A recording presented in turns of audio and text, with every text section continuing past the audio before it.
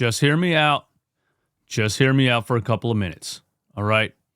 The 76ers need to sign Chris Paul ASAP for a couple of reasons, and maybe not the reason that you think. First, let's go through it. Breaking, Los Angeles Clippers are sending home future Hall of Famer point guard Chris Paul in a bizarre severing ties move. League sources tell Chris Haynes, and Shams posted it also. The only thing bizarre about this was the fact that they signed Chris Paul in the first place. That Clippers roster is a disaster.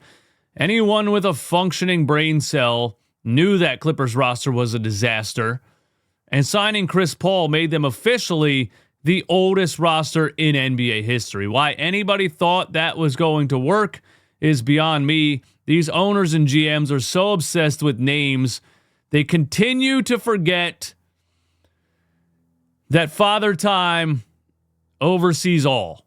And you just can't make the oldest roster in NBA history and win games. It's not possible. Now the Clippers suck, and they got blown out the other night with everybody on the floor. James Harden was a minus 40 with 7 turnovers. They are terrible. But their first move is they release Chris Paul. Why the 76ers need to sign Chris Paul? 2 reasons. First thing you need to ask yourself is Chris Paul better than Kyle Lowry right now? Chris Paul at 40 years old, is he better right now than Kyle Lowry? Answer in the chat. Answer in the comments. Is Chris Paul better than Kyle Lowry right now? The 76ers have 39-year-old Kyle Lowry on the end of their bench for no reason. The guy is overweight. He does not want to play anymore. He's taking up a $3 million roster spot because he's Nick Nurse's stepson.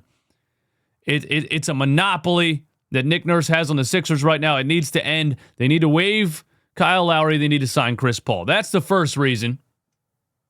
The second reason is this. Los Angeles Clippers statement on Chris Paul. Chris Paul was trying to win, and that did not align with our organizational expectations. That's not real. That's NBA Centel, but I thought it was funny. The second reason they need to sign Chris Paul is this. The reason they released Chris Paul, rumor has it, is that Chris Paul was very critical of players, coaches, and Clippers front office. And the front office had enough of his criticism. And that was what Lou Williams said on FanDuel TV, but that was reported by Shams also and a few others. This is what the 76ers need on the end of their bench. A guy who's going to sit around and say, what the was that? You know what I mean?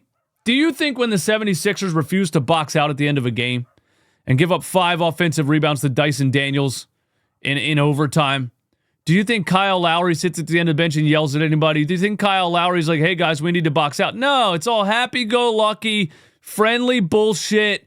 He dances around, he claps, he hugs Nick Nurse. It's ridiculous. The Sixers need to sign Chris Paul for this exact reason, so he can sit on the bench and yell at Nick Nurse and yell at everybody else for not doing the most basic fundamentals of basketball.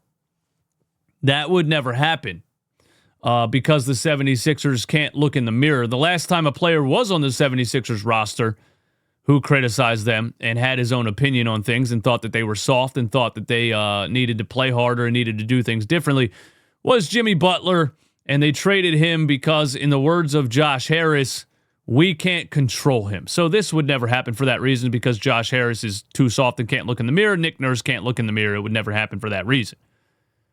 But Chris Paul does give you much, much more than Kyle Lowry gives you, and that's the main reason the Sixers need to sign him. And then if he could be a little bit critical while sitting on the end of the bench, I think they need to sign him for that reason too. That's my thoughts on Chris Paul. Now, there's a couple more things here. The NBA, the trade deadline is about to have some motion in the ocean this year, okay? First of all, with the Clippers being the embarrassment that they are, they're probably going to try to move on from somebody. Now, James Harden, our boy, has requested 3 trades in 5 years. Requested a trade out of Houston, requested a trade out of Brooklyn, requested a trade out of Philadelphia. He is an unbelievable NBA talent, but he is a psychopath. If James Harden requests his 4th trade in 6 years, the Clippers might be looking to move James Harden. You know what I say about James Harden, man? If you are constantly unhappy where you're at, it's probably you. Look, one time is one thing. 2 times, If everywhere you go you're unhappy, it's probably you. James Harden is past his prime. Kawhi Leonard is past his prime. The Clippers roster makes no sense. They are the 76ers of the West. Joel Embiid's past his prime. Paul George is past his prime. So the Clippers losing like they are is probably going to force a blow up at some point, especially because the Oklahoma City Thunder still have a ton of their first-round picks. The Sixers, on the other hand, are still hanging on by a thread, trying to do the same thing that the Clippers were trying to do and failed. It's only a matter of time before that fails for the 76ers, and they're in this same situation. Now, the Clippers made probably the worst trade in NBA history, which was trading SGA. At least the 76ers didn't trade young Tyrese Maxey for some aging stars, leaving themselves in no man's land. At least the 76ers have Tyrese Maxey and VJ Edgecombe and Jared McCain to move forward with, which I think they ultimately trade Jared McCain at some point. But let's revisit that trade, because the Clippers and Paul George, not that Paul George had any control over this, but the Clippers set up what could be the best run in NBA history. This could be the best team run in NBA history. The Oklahoma City Thunder are 21-1. SGA just won an MVP and is only getting better, is looking more unstoppable this season than he did last season, where they basically walked to the NBA Finals. Let's revisit that Paul George trade, and I want to ask you a question in the comments after we go through this Paul George trade that the Clippers made a couple of years ago. The 2019 trade that sent Paul George from Oklahoma City Thunder to the Los Angeles Clippers is considered a massive success for the Thunder and a historic failure for the Clippers. Now remember, the Clippers wanted Kawhi Leonard when he wanted out of Toronto. Kawhi Leonard, it has been rumored plenty of times by multiple sources that Kawhi Leonard wanted Paul George or he wasn't coming to LA. So the Clippers, instead of staying put and building a roster with first-round draft picks around SGA, don't forget Doc Rivers had a hand in this because he's an idiot too. They traded SGA to the Oklahoma City Thunder for Paul George.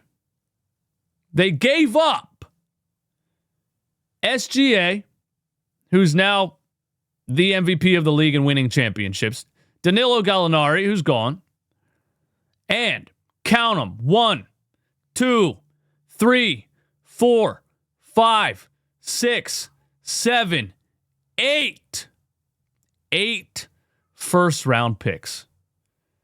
Just an unbelievably catastrophic trade the Clippers made for Paul George. And the Oklahoma City Thunder are about to be unbeatable in the NBA for years to come because of it. One of the picks, 2022, Jalen Williams. An all-star already. 2023 became Jaime Jaquez. After a pick swap with the Clippers, he's on the Miami Heat. He's pretty damn good too. Trey Mann plays for the Hornets. He's pretty damn good too. What a disaster of a trade. The fact that this trade was for Paul George is what always gets me.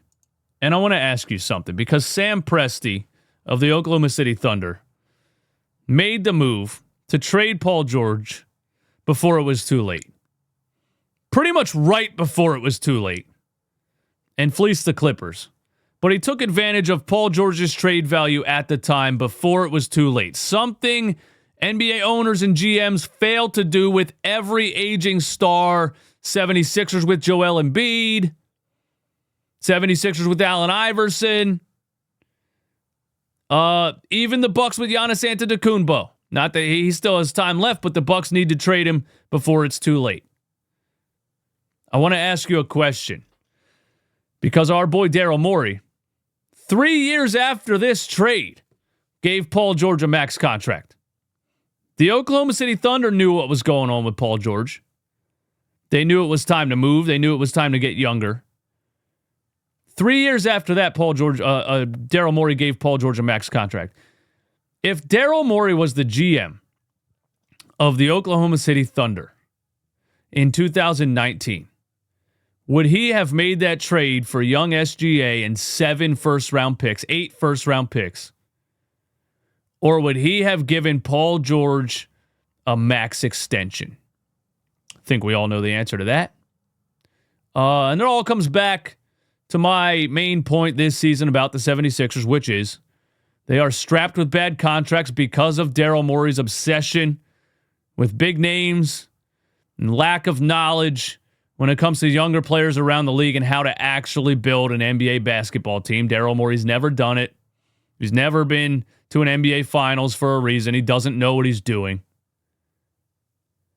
And basically, this season, the 76ers are going to underperform again. They already are because they can't get these bums on the floor. Daryl Morey's finally going to get fired. Nick Nurse is finally going to get fired. Bob Myers is going to come in. And Bob Myers is going to have to try to do the unthinkable, which is move some massive contracts for bums who can't get on the floor. That's all I wanted to say in this video. Thanks for hanging out. Sixers should sign Chris Paul right now. Thanks for tuning in. Hit the like button a million times. I love you. I'll see you later.